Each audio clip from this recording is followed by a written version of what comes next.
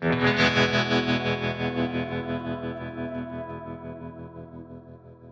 we're 51, by the way. It's 51 this time. Really? I thought it was 53 last week. Well, it was 50 upon further review.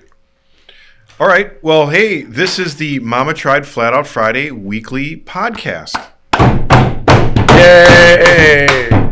Episode 51. Confirmed.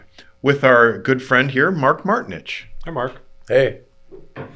If you're watching this, please propagate, get involved, conversate, hit the button. And one thing that we haven't talked about a lot, Warren, do we still have merch for sale? Yeah. The website's up and going. You can go and buy some merch, support the race or the show, buy some giveaway bike tickets, get a sweet sticker pack. All of it helps a whole bunch, goes a long way. Yeah, it's much appreciated. Yeah. So thanks, Mark. We have a tradition here, though. Besides announcing our what weekly number this is. Okay. Our second part, of course, is the Flat Out Friday Mama Tried song. Have you heard that? No. Okay. We'll edit that in here. And then thirdly, I ask Warren where his head is. Warren, what you been up to? I haven't seen you in a week. Working. We've been busy. I got a good crew, and they're keeping me on my toes and trying to make sure that see up all loose ends and get things done, because the ball's rolling for Mama Tried and Flat Out Friday. We got to make sure we're ready for that. I don't want to. For those of you that don't know, if this is your first time watching, you're a fabricator. Yeah, I build stuff. You build stuff out of metal. Mm-hmm. A carpenter builds things out of wood. Yes, very good. Did I get a cracker for that? The Jeremy Proc teaching portion of the. I want to see if you're engaged. Let me tell you a little bit about where my head's at, seeing that you didn't ask. But you could have. Do we care? Care? I don't know if anybody cares. Where's your head at, Jeremy? Jeremy, where's your head at? Thanks. Where's your head at? Let us know, Jeremy. Well, a couple of things are going on. We are involved with Milwaukee Fest. Jade over there at Milwaukee Fest. Have you met her? I think so, yeah. Yeah. She started this program for young kids in areas where flat track's not as popular, to try to give kids an opportunity to participate in this sport that I know her. She witnessed and loved and wants, hey, I would like to get some kids from my neighborhood to be involved in this. And so she started this sliders program. Yes, I saw I've been seeing the ads for it, the propagation of it. It's pretty cool. Mm-hmm. I like that cute little kid on the front of it. She got a scholarship, or what is it? What is it? Grant? A grant to do this. So that's she awesome. asked From the city or the state, or I think it's from the city. Cool. She's asked us to help us do this, so we're gonna try to start a youth program, right? Like immediately. So you can go online on our social media. I don't know if it's on Mama Tried's social media. Yeah, it is. Milwaukee Fest social media, and there's a link on there for you to apply. 10 to 14-year-old kids. We're looking forward to just introduce them to flat track. Kids that wouldn't have an opportunity to do this. Yeah, sure. That's so awesome. Especially with electric bikes, this makes some introductory lessons much easier than if we were. Yeah, it's not as it's a little bit more approachable for the kids, I think. Mm-hmm. All right, I'm still talking about where my head's at. Are you still listening to me, Brian? Is you still following along? Yeah. I'm taking notes. We were talking earlier here, Brian, about saying no to things. Do you say no to things, Warren? Yes. Really? I absolutely say no to lots of things. Well, I don't say no to anything, and I know we're well aware of your yes-itis. I have yes-itis. I may have overpromised, and I work on it. And I was offered a position. I run this hockey league. Did you know this? I run this hockey league in the summertime. It's my job. Milwaukee Community Hockey. If you're looking to sign up to play hockey, it ends actually on Halloween. But I had an opportunity. I don't know if I told you this. The college team, the women's college team, can't play this year for MSOE, Division III women's hockey. Why? Their team folded. They had some kerfuffle. Got it. A captain, a coach, the team. So the athletic director asked me if I could salvage some kind of a tournament for these women. And what did I say when he asked me that? Absolutely. Yeah. I'll have it done by Tuesday. Did I say, let me think about it? No. Did I say, I'll get back to you? No. No, I said, let's absolutely do it. So I've been working on that. What does it entail? What do you got to do? Well, the philosophy is I want to keep women stoked on moving to Milwaukee. They moved here from Saskatoon. Yeah. And they're all bummed that they can't play, so you want to keep them active. 18, 19-year-old women came from around the United States to play hockey in Milwaukee, and then the team folded last minute. After they already enrolled, they already moved into the dorms. And so I want to keep the stoke up for women's hockey in the city. So I'm going to put together a team, many teams, 6 teams. The women will be one of them, and I'm going to curate this season. And how long is the season? It's going to go till Christmas, till the ladies go back to. Where do the other 6? Where do the other 6 teams or 5 teams? I'm going to make them. I'm going to put them together. Well, other women, I'm assuming. I have a significant amount of women in my league. Oh, rad. And so the league I already have, we'll put it together and put together a team to keep this women stoked on hockey. It should be really easy and simple. It should be a lot of things. Everything should be easy. One more thing that's on my mind here. I'm very proud of you, Jeremy. Well, that I didn't. It's going to open more doors, though, right? Yeah. The idea is that you're working with MSOE. Who knows where that's going to go? Sure, everything's opening doors. Damn it, Proc. We have a. What do you call that in the business? Crackly microphone cord. That's what they call it in the business. We have a 60 hertz hum going on too, but I don't know if anybody can hear it. It's 45. Oh, all right. Sorry. You've upgraded since I've been around in the 80s. Here's your introduction, Mark, and it's going to be a little bit long here, so stay with me. Okay. It's a little philosophical. Oh, I love that. I love the philosophical Jeremy. Because here's what I think is neat about you. You're a philosophical guy, whether you know it or not. Yeah, sometimes I am. You come across as kind of a nuts and bolts kind of dude, but that's just your gruff exterior. Inside, you're actually a little bit of an Aristotle. Wow, well, that's kind of a jump, but there's actually a Martinich in Slovenia that wrote a very popular book on philosophy. Yeah? How about that? Yeah. Well, how popular is this book? It's really popular in Slovenia. Really popular. It's in the country the size of New Jersey. It's very popular. Yeah, everybody reads this about Dr. Martinich. Right. My motorcycle. I don't have a car right now for whatever reason, so I've been riding my motorcycle around town, and I didn't want to ride it today because of the rain. Yeah. Yep. So did you walk? I took the bus. I took the city bus here, and I loved it. It's a great. You're connected with the people. Are you hearing what I'm saying? When you said I took the bus, I was not surprised at all that Jeremy Proc was on a city bus. That's in a nutshell part of your. I think that's your jam. You got to be with. You got to how to talk and how to act. It changes. You have to. There's some rules to the bus. Etiquette. Yeah. Some space issues. Yep. Some volume issues. Eye contact issues. There's a lot of rules, and I remember it when I took the bus 25 years ago, and I really am having a great time with my life slowing down and having to take the bus. But my point is, Martinich, am I not a real biker? A real biker? Yeah, am I not a real biker? What do you mean? What does that even mean? Yeah, the term is pretty loose, bro. It depends on who you're talking to. Yeah. I think anybody that rides a motorcycle, it could be a biker. I don't think there's an OG or a new leather or all those terms. I really that really kind of chaps me off. I don't like that. You don't like what? I don't like when people try to categorize people. If you ride a motorcycle, you ride a motorcycle. Done. What's your daily driver? A 1973 BMW. Oh, I was setting you up because I didn't think you had a road bike. I do have a road bike. Although I haven't ridden it. I have 4 race bikes. I ride those a lot. You probably put more miles on the racetrack than. Absolutely. Well, Martinich, you were in our circle because of your announcing of what we do. You explain, what do you do? Well, would you be considered color or the other guy?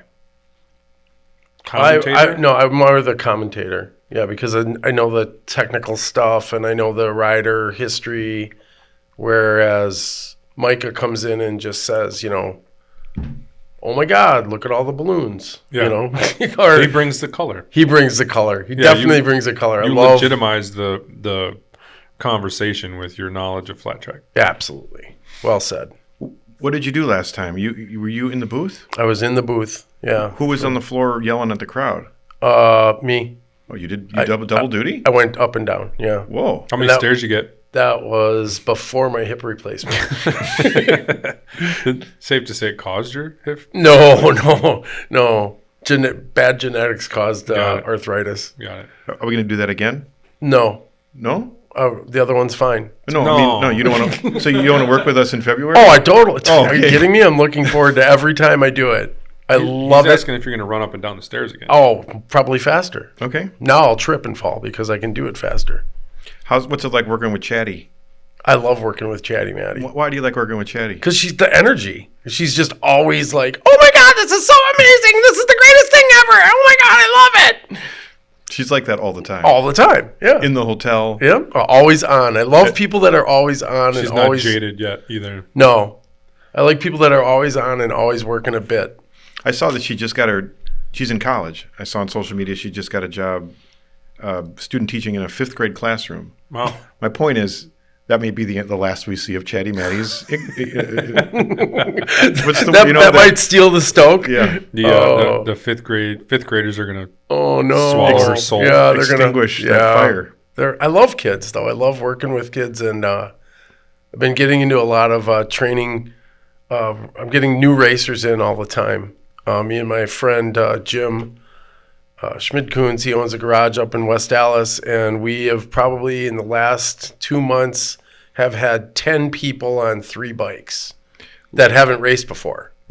Oh, okay, so hang on a second. I'm still stumbling with the name Tim Schmid-Koons. Jim Schmid-Koons. Okay. It's very German.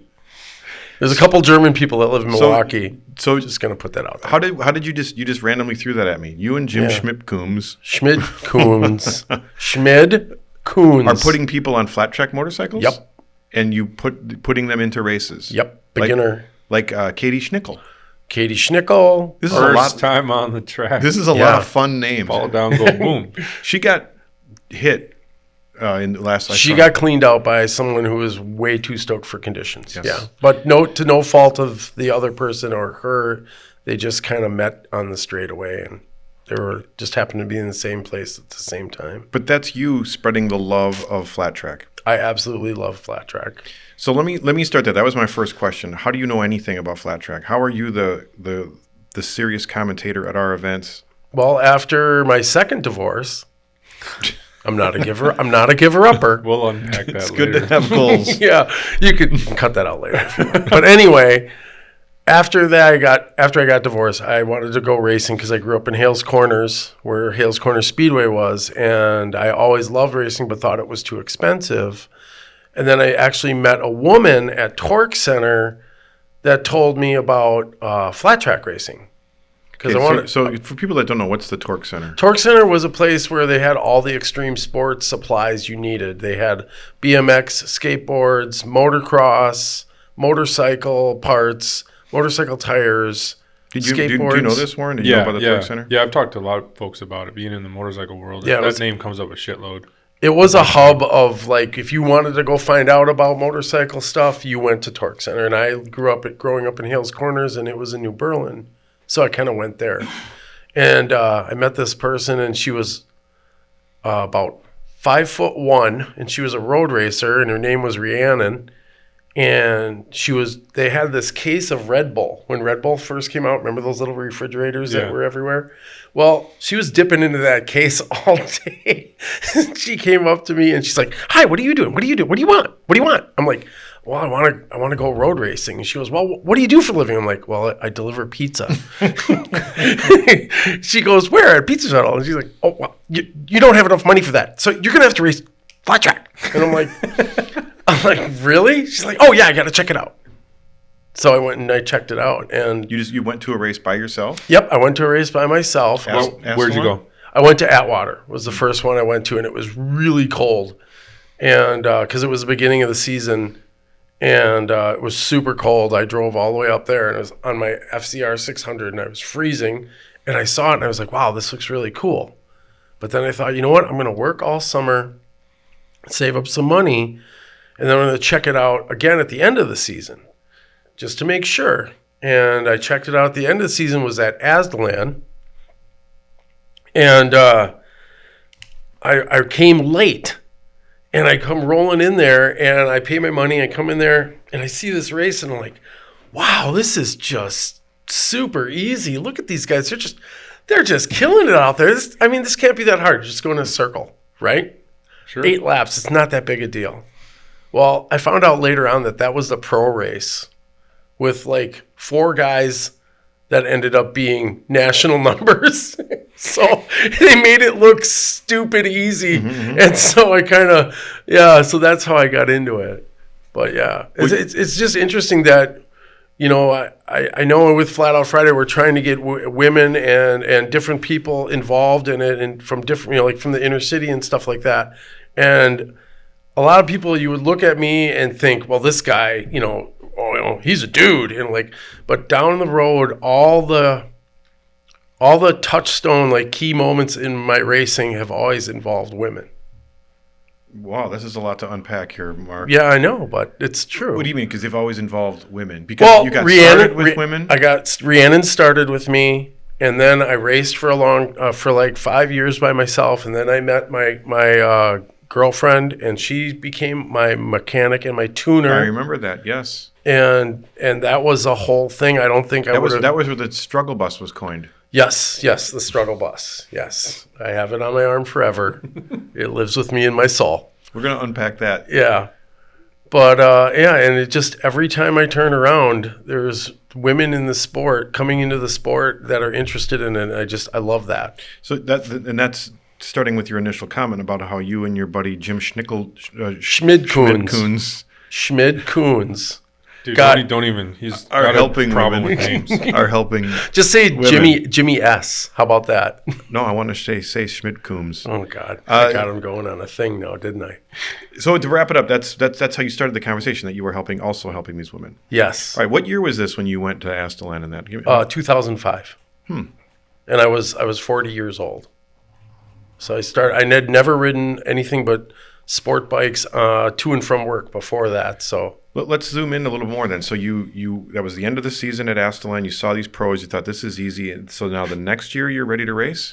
Well, then I turned around, and there was this guy with curly hair and horn rimmed glasses, and I said, "Hey, you're Scott Johnson," and he's like, "Yeah," and I'm like, "Okay," and I'm like, and over behind him, he's talking, and I'm not listening, and kind of like no, and there was this all black XT 500 flat track bike. It's all black, and I'm like, "Whose bike is that?" And he's like, "Oh, it's mine. I just bought it like 3 weeks ago." And I'm like, "Cool." And I looked at him and I said, and I knew he owned a couple restaurants at the time and a coffee shop and stuff. And I go, "That's a really cool bike. God, I really like it." So and then the races went down and stuff. And I came back to him like, "Hey, you know what?" And he's like, "What?" I'm like, "You know what you're going to do, Scott? You're going to sell me that bike. I'm going to buy it, and I'm going to go race flat track." And he's like, "I am?" And I'm like, "Yes, you are." And he's like, "Okay." and he said, "Now, are you really going to race?" Like, he said yes, and then he kind of backpedaled. Yeah. He's like, "Are you really going to race it?" I said, "I'm going to race the wheels off that thing. I'm going to race it till I drop." Is this the bike you still have? Well, no, I have. That was like 4 or 5 bikes ago. Okay. But I still have pieces of it. It still lives on. The front wheel of one of my bikes is the bike wheel from that bike. So you bought this bike and you started racing it. Yeah, and then I tried to race half a season, and it just didn't work. I couldn't be away from it that long. Like I was so addicted that I had to go to every single race. Like I was going to do every other race. We say every race, I mean like every District 16. Every District 16 race. Yeah. So that's the local Wisconsin. The Wisconsin flat track, which, even back then was like 16 or 17 races. Now we're up to like 25. It's a lot. It is a lot. It's a lot of racing. Mm-hmm. We have one of the busiest districts in the country. That's great. Yeah. And the talent, you can see the talent. Yeah, it makes a huge difference. So so tell me, zoom in a little bit. When I remember seeing you race, I remember the very first time I saw you ever you drank a lot of Monster Energy drink and you stomped around. Yes. I think you've certainly toned down, but you have a large persona, large energy. Yes. And the very first time I saw you race, somehow I remember you trying to explain that the chain had come off because the number plate got stuck in it. Yeah, probably. Yeah. My first bike, I immediately, it was a really nice bike when I bought it. Who and is then this idiot? Yeah, I immediately beat the hell out of it and had to do all this like farmer baling wire coat hanger stuff to keep racing every weekend on my I believe I saw a little bit of that this weekend. Yes, you did. Yeah. Yep. That happens. Well, a thing about vintage bikes, and you know this, is like it's not if they're going to break this weekend. It's what's going to break this weekend, and how am I going to conquer that and still make the main. And that's always been, I think that's what makes racing, to me, that's part of the fun. You know, like I used to say to my son when he's racing 85s, and we'd have a problem with the 85, I would say, if you don't like this part, if you don't like the struggle, then just get out now. Then just get out now, because there's more of this than there is of yay, look at me with the checkered flag. And yeah, I mean, why didn't you ever just buy a new 450, or, you know, a nice, and race a modern class, 30 plus, 40 plus? You know, I really don't know. I rode them and it just didn't feel right. It didn't move right. The thing about even though it was, you know, my XT was, you know, I pounded the hell out of it and it was in rough shape, was that it's a very user-friendly motorcycle. Do you think that that's where your knowledge comes from the sport, from having, you know, motorcycles that need more maintenance? Oh, absolutely. Yeah. I'm still, I mean, if you look in like first grade to high school for motorcycle mechanics, I'm like a third grader. I can get by, but that's about it. Speaking of first to whatever grader, like, where'd you come from? What do you mean? You a local guy, or you from? Oh, I grew up in Hales Corners. That's right, by the racetrack. By Hales Corners Speedway, but I used to ride my bicycle. I mean, I was a feral kid. I was all over the place, all over the time. You have brothers or sisters? Yeah, I have one older sister and two older brothers, and then there's a 10-year gap, and then I have a younger brother. Your parents still alive? No, they passed away actually, my mother passed away in March of 2020 when we got shut down for COVID. It was a great month. I'm sorry. Super fun. Kids or kid or? Two kids, a daughter and my son. Yeah. Yeah. Have I met your daughter? No, you have not. I lost her in the divorce. Got it. So go back to your formative years. You're growing up. You grew up. What would your parents do? My dad was a pencil and paper draftsman for Laddish Corporation. So they made mining machines? No, they made seamless roll rings. They made the sections for the space shuttle. They make rings that go inside of jet engines. They make the, you know, that in Apollo 13, that famous shot of the section flipping off. That was your dad? My dad designed all the tooling that made that ring. Okay. Yeah. Yeah, no, you know, I push a lawnmower for a living. The apple doesn't fall far from the tree. So he was a drafter, draftsman. Yeah, and my mother was a unit secretary at St. Luke's. Okay, so she was like a nurse manager, like a scheduler. Yeah, she handles all the charts and all that stuff. Mm-hmm. And she was. They both have really interesting stories. My dad was a tail gunner in World War II, dive bomber in the Pacific, and my mom, growing up, was she was an orphan during the Great Depression. So this explains a lot about you, Mark. Actually, was she willing to talk about that, or was that? Oh yeah, she it was actually harder to get my dad to talk about the war, because his answer was, "We just went and did our job. That's all we did. We were not heroes. Yeah, we were not special. It was the whole world. We all had to do what we had to do." Imagine being in a plane like that. They're basically just like an XT500 to the sky. Pretty much. You know? Yeah. When he was the navigator, the tail gunner, and the photographer. So he had 3 jobs, and he was probably, at the time, he was 119 pounds and 19 years old. Yeah. And That's why he was a tail gunner. They picked him because he could crawl around in the crevice of that plane. Yeah. And yeah, he was my hero growing up. I never really liked stick and ball sports. And so yeah, he was definitely a huge influence on my life, like my work ethic and all that kind of stuff. Sure. which I've seen. You have quite the work ethic, Mark. Yeah, I can get after it. The pit of despair. The pit of despair. There's the straight line to do something, and then there's the Martinich way to do something. Yep, I'll come around, I'll get it done. But Yeah, it'll take 4.5 times longer. yeah, but it will get done. Why was your dad your hero? Tell me a little bit more about your dad. Because Do you know? he worked. Going back to the work ethic thing, he missed 3 days of work in 35 years at Laddish.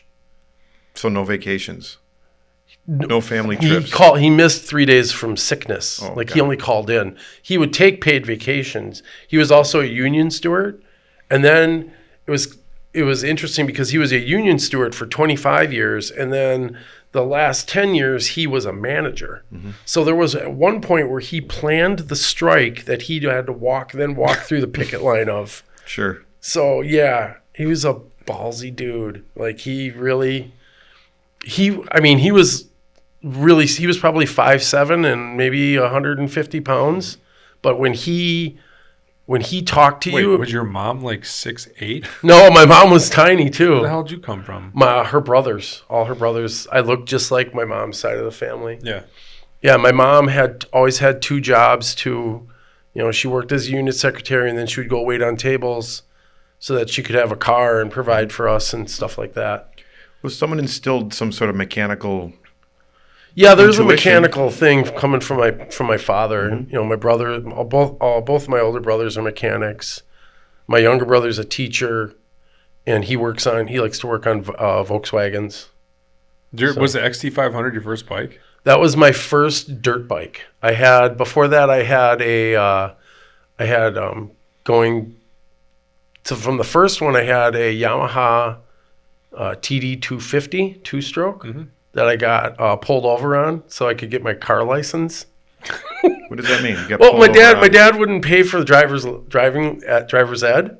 He's like, well, no, because I screwed up the class and I overslept.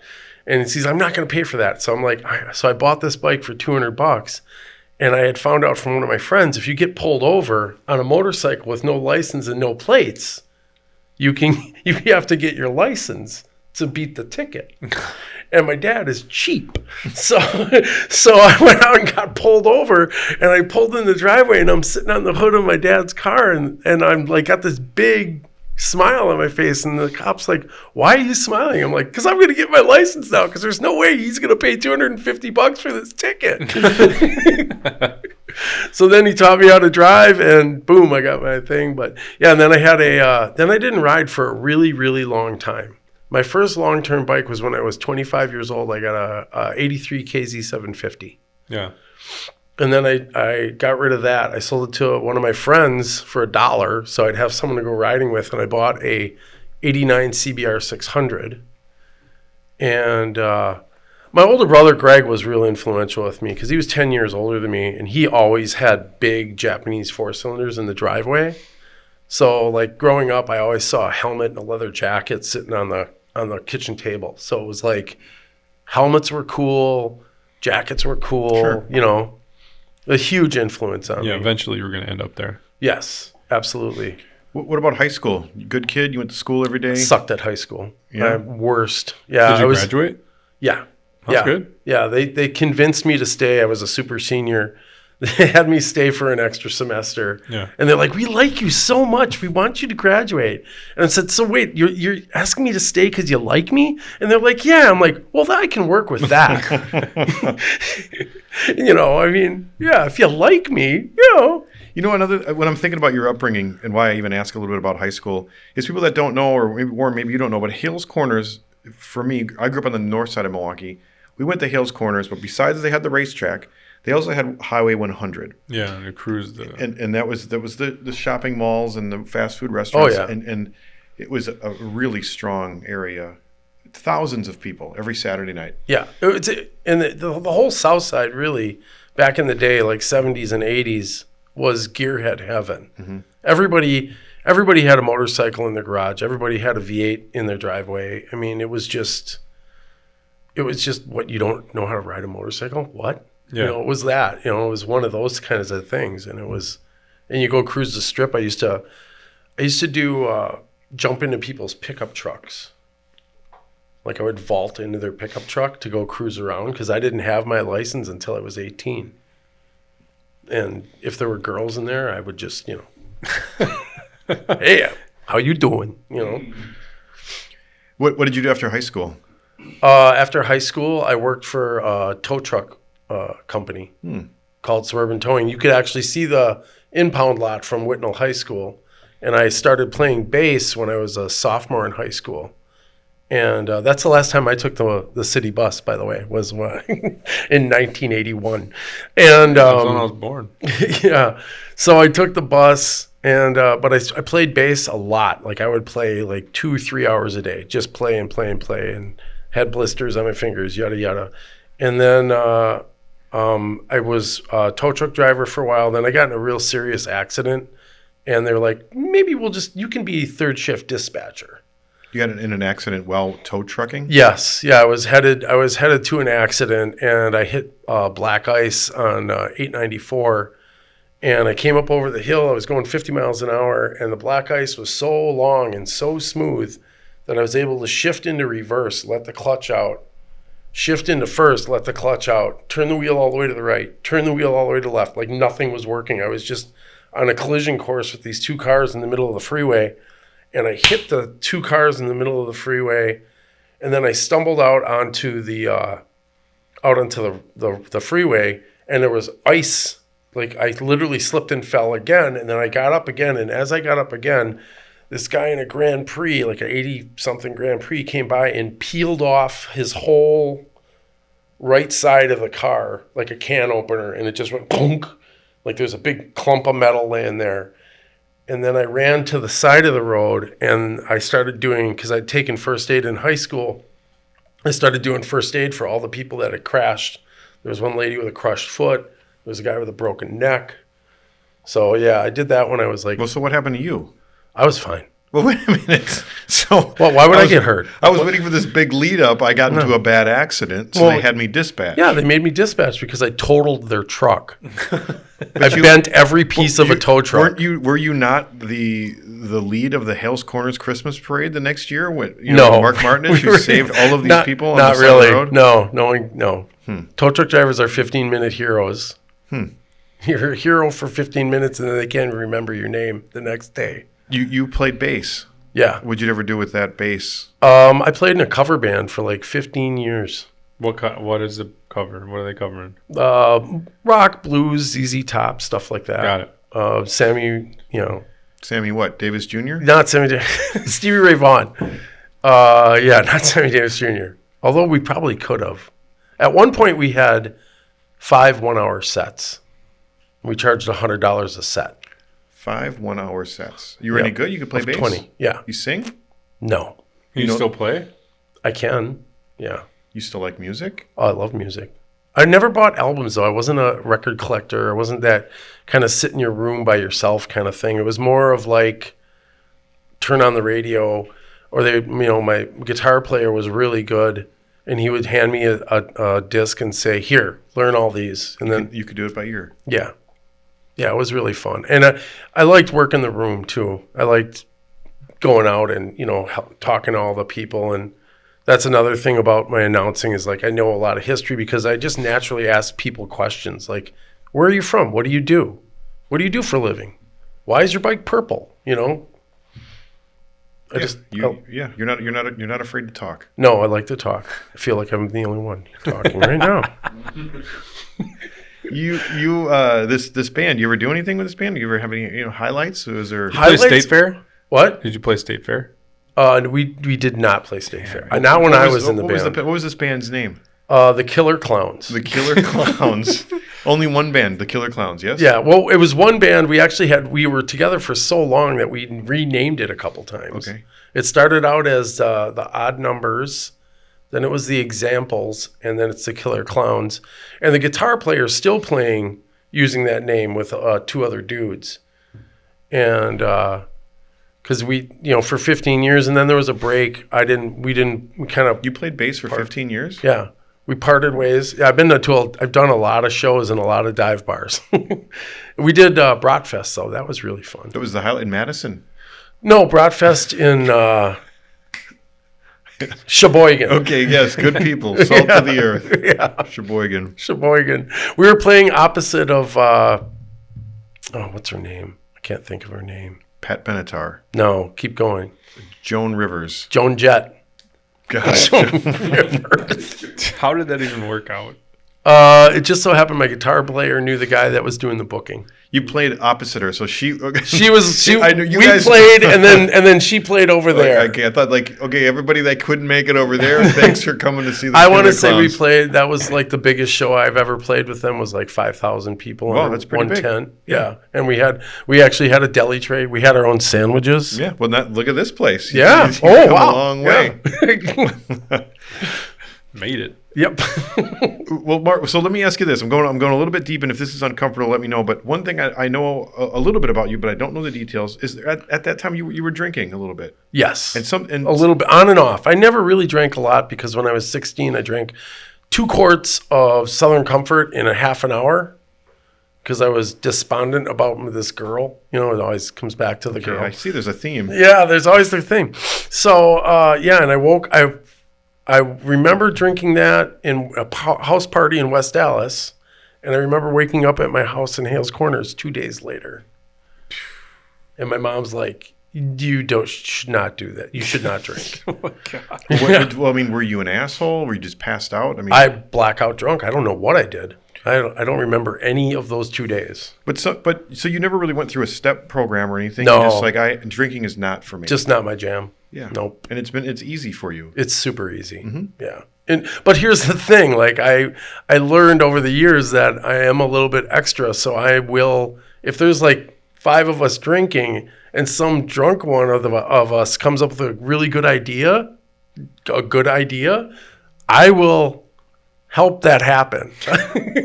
I'm the enabler. Yeah, you're a catalyst. Yeah. Well, one of the things I like that we can rib. You are extra, Mark, and that's why we like you. That's rib? a great adjective. But even greater than that is I can be honest about you and call you extra. Oh yeah, I don't care. Does everybody have that relationship with you where I could yell at you or you could yell at me and it's not personal? No. No? Some people get angry with me. Yeah. Oh yeah.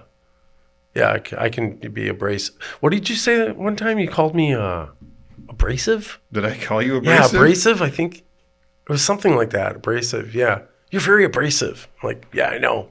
You are abrasive. Is that fair? Is that my right, Warren? Is that a fair adjective? You know, in your world, coming from you and you being you as your personality, yeah, I can see Mark being abrasive towards you, or you feeling that way. I don't feel that way. Well, I think a lot of it's from, and I know I talk about the towing world a lot, and a lot of people think it's not that big a deal, but it's almost like being in the service. You know, I was an 18, 19-year-old kid telling 30 and 40-year-old men to get up in the middle of the night in a snowstorm to go pull a 40,000-pound truck out of the ditch. And if they didn't like it, that wasn't my problem. They took the job. Yeah. So growing up at that tow truck shop was like, people used to say, what's it like working there? Because it had a reputation for being kind of nuts. I said, imagine a pirate ship runs aground and then they put a metal pole barn over it. That's what it was like. I mean, these guys were thieving, alcoholic, drug doing, work for 4 days in a row. Yeah. Dudes, Yeah. Yeah. So you had to be a little abrasive to deal with them folks. Yeah, you had to, Yeah. I'm just gonna get run over. I think growing up in West Dallas or Hales Corners also, that whole South Side working class. Yeah. Growing up in your home, I think all of this whole abrasive. Well, It's and in my your dad DNA. my mom, helped run the cardiac cath department. My dad ran the dye design department. So telling people what to do was kind of in my DNA. My sister ran a hospital and a nursing home. My brother ran the mechanical department at Waukesha. He was a journeyman mechanic. My other brother was a manager at AC Delco for like 30 years. So it's just a lot of leadership going on there. It just seems like that's where we end up. Well, thanks for allowing me to ask about alcohol. Okay. We said I don't want to be uncomfortable, so I don't care. You had mentioned you had 2 divorces. Yeah. How does that happen? I was a total dick. Huh? At least you own it. I was when the first marriage. I hate me from then. You were young. I was in my 20s and I was full of piss and vinegar, and nobody was going to tell me I was wrong. And I married somebody that I probably shouldn't have. Well, I assumed that. Well, Because you're divorced. I mean, sometimes divorces happen because people grow apart, or sometimes they happen because someone else This was falls. doomed from the start. This was doomed from the start. She was raised by a single mother and a hairdresser. I was raised by 2 very strong personalities and was a dispatcher at a tow truck shop. So you got this real, misogynistic, blue collar, don't really care what you think about me attitude. And then you have this like hairdresser kind of. And you were a dick to her. You were just kind of mean. We would fight for hours. We would fight for hours. We would stop for water breaks. How old were you? 25 when we got divorced. Yeah. All right. Yeah. You have kids with this woman? No. No. Okay. No. We had cats. We had 3 cats in a 1-bedroom apartment on the east side. You still cool with her? I haven't seen her in probably 20 years. All right. How about this next one then? The next one was the mother of my children. And I met her at the tow truck shop. And she was 10 years younger than me. And we hit it off right away. But I was still kind of a dick. And I was always like, hey, you got to go. She's like, why do I got to go? I'm like, well, I got another date coming over in like an hour. I was bitter. I didn't care. And she kept coming back and kept coming back. So then I ended up dating her. And we got separated a whole bunch. And then we got back together a whole bunch. And then finally one day I just said, I can't do this anymore. I just can't. I'm done. Are you a dick now? Sometimes. Huh. Sometimes I'm a huge dick. Yeah. Do you think that you're dateable? I think all men are huge dicks sometimes. Huh. I don't know. I agree with that. You What? do agree or do not? Yeah. Yeah. All men can be total I don't think. dicks. Again, I think you need to zoom out a little more. I mean, are we not all irritable at times? Yeah. Yeah, but there's irritable and then there's you're being a dick. Okay, what's a dick? A dick is when you say something hurtful you didn't have to say because you're aggravated. What's the difference between a dick and an asshole? An asshole is somebody that says something hurtful and irritating and then is really mean and does something maybe physical or actual verbal abuse. Okay, so a dick is not quite an asshole. That's right. A dick is also the best part of a man. So, yeah. Oh my God. Okay. Wow, we went down the rabbit hole on The that Urban one. Dictionary via Mark Martinich. Yeah. Dictionary of slang. And a prick is someone that's not quite a dick. Like it's No. a prick, dick, asshole. Is Right. how the- That's how it goes. Yeah. Definitely gonna have to bleep or not. Wait a make minute. the- Wait a minute though. Let's just finish this trifecta here. So Okay. you're a prick, a dick, And an asshole. Where is the motherfucker? Where The motherfucker? What side is that on? That is motherfucker is to me is more of a compliment. Like, oh, you're a motherfucker. Huh. You know? Like that one meme that guy from Jersey, I'm in the business of raising motherfuckers. You ever hear that no. one? You never seen that one? Nope. Yeah. No, I don't know that one. Well, do you think you're appealing to women right now? I mean, No. No? No, I'm invisible. I'm over 50. You just turned 50, right? Yeah. Yeah, you're invisible. It's all over. It's over. Done. Nobody wants it. I didn't have a very good Cancel run. it. I What does your didn't kid say? Cancel it. have- I didn't have a very good run there, Mark. That's sorry, dude. Should have got in when you could have. Put me in, coach. Nope, too late. Oh, man. Yeah, you're the towel boy now. You're throwing out the towel. Let's go back. I got a couple more things. What's the struggle bus mean? The struggle bus is where's the camera? I want to show off my dumb tattoo. Okay, so this was a 1992 diesel van that I bought for $1,200, and me and my ex-girlfriend Becky Darling, who was also my engine, she was a really good mechanic. She has very good mechanical aptitude, and she got it running. We kept it running, and we took it out for the X Games. What was that? 2017. Yeah. Jesus. Okay, yeah, 2017, right? No clue. No clue. No clue. Okay, so we went out there. We drove a $1,200 van with a $400 pop-up camper out to L.A. and back with no air conditioning. And that was part of the struggle. But then the other struggle was that diesel engines don't make vacuum, so they have vacuum pumps. So the vacuum brake diaphragm on the brakes is operated by the vacuum pump. Well, about halfway out there, the pump failed. So we were driving through LA traffic with manual brakes while towing the thing. So that was where Struggle Bus came in. Well, I think that what you've said so far is not as bad as the stories I've heard. Maybe the stories I heard are more legends. So tell me the story. I thought you replaced the transmission in the mountains. No, we didn't. We replaced transmission fluid in the mountains 5 minutes before the Napa closed. Okay, well, I like my story better. Yeah, Let's your keep my story's a little bit better, yeah. Let's keep my story. Yeah, we'll keep your story. What's another one? Give me another one. Well, it snowed on your trip. Oh, hailstorm. There was a hailstorm. I don't like that story. No, this is a good story. Keep it snowing. No. The hailstorm is better. So we're going through Colorado, and it starts to hail. Now, the Struggle Bus has no insulation anywhere. It's rubber mat on the floor and tin everywhere. And I had a pile of used earplugs from my lawn care business sitting in the cubbyhole underneath the radio. And it started to hail, and it got so loud that we pulled over, and I'll never forget this. I remember because we had Bobby, Becky, Andy, and I saw 4 hands reaching for my dirty earplugs at the same time because Bobby was sitting like this far away from me and trying to talk to me, and all I could see was his mouth moving and just the sound of metal being banged. It was intense. It was really intense. And there was so much hail that it, when we finally did get going again, it was on the side of the road like snow. Like that. Yeah, that was intense. If it was intense, it probably wouldn't have been as loud. No. Because tents aren't made out of metal. Oh, jeez. Holy cow. Yeah, write that down. Good dad joke. Yeah, 5 points for dad Let me tell you, joke. one time I saw the Struggle Bus. You guys ever see the movie Blues Brothers? Yeah. And there's this scene where the Blues Brothers are rolling through Maxwell Street in Chicago, and they have this car with the siren on the top, and the crowd is parting for them to go through the crowd. Well, we did a race one time in Knoxville, Tennessee, and practice has started. Everybody's there, and Mark comes through the crowd.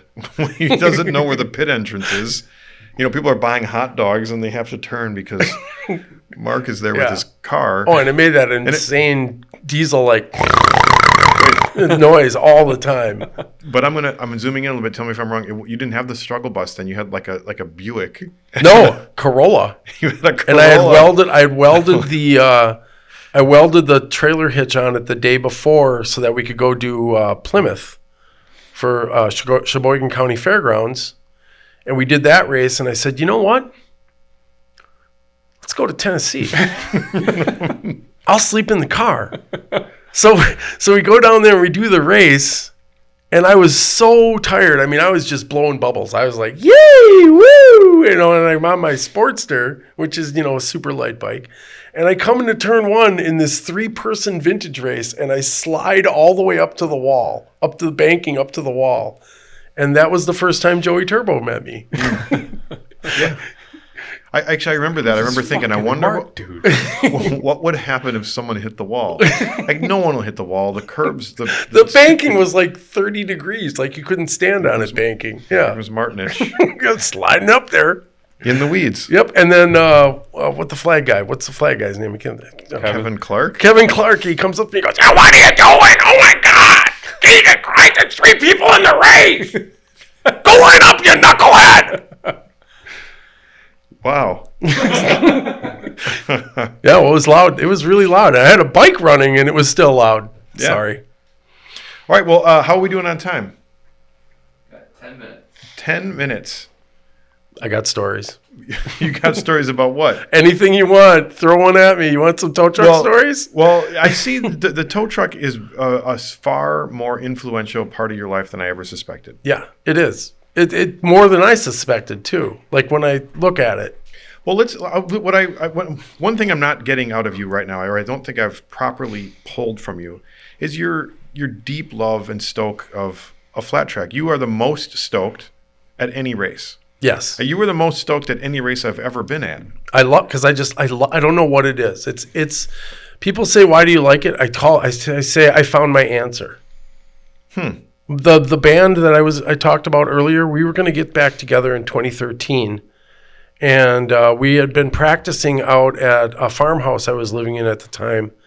And the whole time I was playing my bass, I was looking at my bike and trying to figure out jetting for the upcoming weekend. And then we went to this practice studio in West Allis. Again, West Allis. Good people. Yeah. And we went into this practice studio, and we were trying to learn a Government Mule song. Mm-hmm. And I was okay at bass. I wouldn't say that I'm great. So I was having trouble figuring out. There's a lot of changes, a lot of key changes, this and that. And the guy that owned the practice space walks in and he goes, "Are you guys playing Government Mule?" And we're like, "Yeah." And he's like, "I love Government Mule." And I'm like, "Here." And I handed him my bass. I'm like, "Play Government Mule for me." And so they played Government Mule, and these three dudes, Scott McHugh and Krebs and Steve, I can't remember his name. Good old Krebs. Krebs, I remember Krebs. Yeah, Chris Krebs. And Steve, I don't know his last name. And so he plays this Government Mule song, like, in the pocket, just perfect. Boom, nails it. And then he's like, "Okay, I got to go." And he takes the bass off, and he hands it back to me. And I look at Scott McHugh, who I've known since I was in like 8th grade, and I go, "You just found your new bass player." And he's like, "What?" I'm like, "That's your new bass player. He's got to be your new bass player. He loves this music." That's his answer. Sure. And so then the next day they call me up.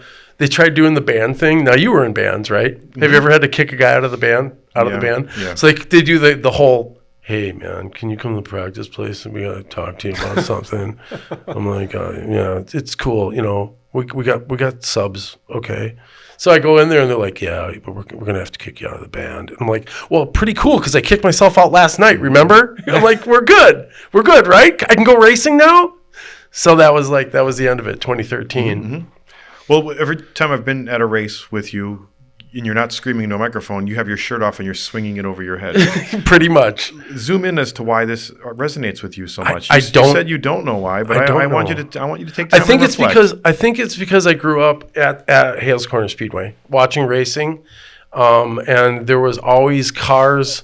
My two brothers, one was a car mechanic, the other one was always working on bikes, and my brother Greg actually road raced for 3 or 4 years.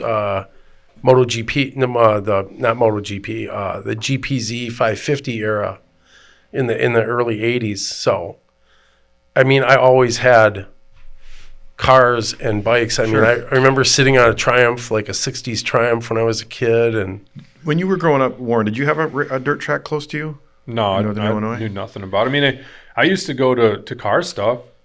I guess I did. I was at Wilmot a bunch with my uncle. Okay. We did. That was our thing. So yeah, sure. Yeah, not motorcycle stuff. They call that the Hales Corners of Illinois. Yeah. Yeah. Because it's very similar. Well, Wilmot's in Wisconsin. Is it? I thought it was Illinois. Okay. Never mind. There's another one, and there's a lot of it. I guess we did do a bunch of racing, but never motorcycle stuff. Sure. But I know I raced at Hales Corner Speedway, and I know that it's the whole energy of what it meant to be in Hales Corners. That when a Saturday night, not only do you have that cruising on the strip, you have the sound and the smoke and the lights of this race. So it created generation of gearheads. Oh yeah, absolutely. And how I got into flat track was also seeing my son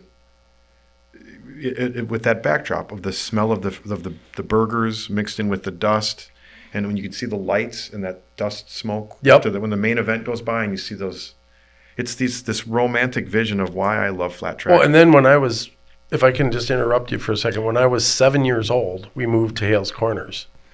And my house, there was a 2-story house in front of my 1-story house, and the speedway was over here. So the announcing would bounce off of the 2-story, and me and my little brother would sit there on the porch and listen to the races. Sure. Like a radio show. So from 7 years old on, going in circles. Sure. You know. Yeah. So, because it seems as every interview we've done, we find something at your base of your brain that is connected to motorcycles. Yeah. Did we just find it? I think so. Yeah. Okay. That and my older brother Greg, like, yeah, for sure.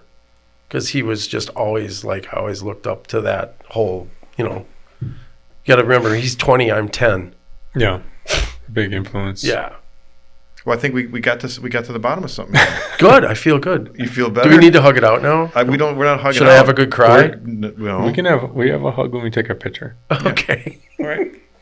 Well, I like hugging people. It makes me feel uncomfortable. And it makes me feel so good.